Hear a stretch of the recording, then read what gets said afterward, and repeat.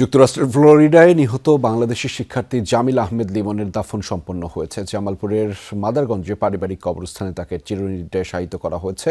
বাদ মাগরিব লালডোবা উচ্চ বিদ্যালয় মাঠে লিমনের জানাজা সম্পন্ন হয়। অংশ নেয় স্থানীয়দের পাশাপাশি বিভিন্ন শ্রেণী পেশার মানুষ। এর আগে দুপুর ৩টার দিকে লিমনের মরদেহবাহী অ্যাম্বুলেন্স ঢাকা থেকে গ্রামের বাড়িতে পৌঁছায়। এ সময় কান্নায় ভেঙে পড়েন স্বজনরা। লিমনকে শেষবারের মতো একবার দেখতে বাড়িতে ভিড় জমান এলাকাবাসীও। নৃশংস এই হত্যাকাণ্ডের দৃষ্টান্তমূলক শাস্তি দেখতে চান তারা। এর আগে সকালে দেশে আনা লিমনের মরদেহ পরিবারের কাছে হস্তান্তর করেন পররাষ্ট্র প্রতিমন্ত্রী শামা ওবায়েদ। বলেন, যুক্তরাষ্ট্রে বাংলাদেশি পিএইচডি শিক্ষার্থী জামিল আহমেদ লিমনের হত্যার ঘটনায় বিচার নিশ্চিতে দেশটির সঙ্গে যোগাযোগ রাখছে বাংলাদেশ।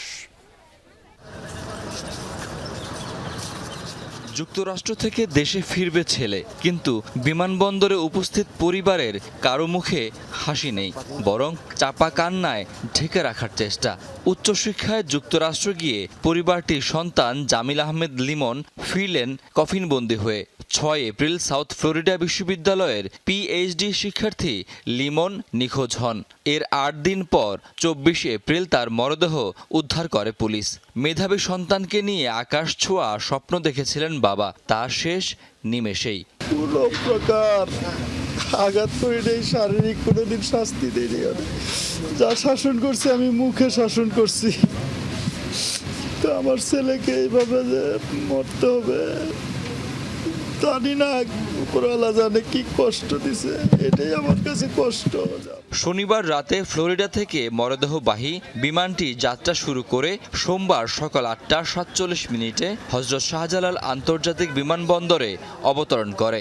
মরদেহ গ্রহণ করেন পররাষ্ট্র প্রতিমন্ত্রী শামা ওবায়েদ। এ সময় লিমনের বাবা মা সহ পরিবারের সদস্যরা কান্নায় ভেঙে পড়েন।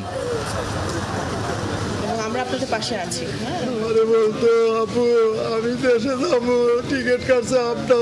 প্রতিমন্ত্রী লিমনের মরদেহ হস্তান্তর করেন স্বজনদের কাছে। হত্যাকাণ্ডের ন্যায় বিচার প্রত্যাশা করেছেন স্বজনরা। ফ্যামিলির সাথেও রুমমেটের ব্যাপারে কোনো কিছু শেয়ার করেনি, কখনো কোনো ঝামেলা কোনো কিছু হয়েছে বা এরকম কোনো কিছু শেয়ার করেনি। আমেরিকান সরকারের কাছে আমরা অবশ্যই ন্যায় বিচার দাবি করি। যুক্তরাষ্ট্রে পড়াশোনা করার জন্য গিয়েছিলেন এবং একটা সুন্দর ভবিষ্যতের জন্য, পারিবারিক স্বপ্ন পূরণ করার জন্য। তাদের এই অকাল প্রয়াণ আমাদের সবাইকে গভীরভাবে শোকাহত করেছে।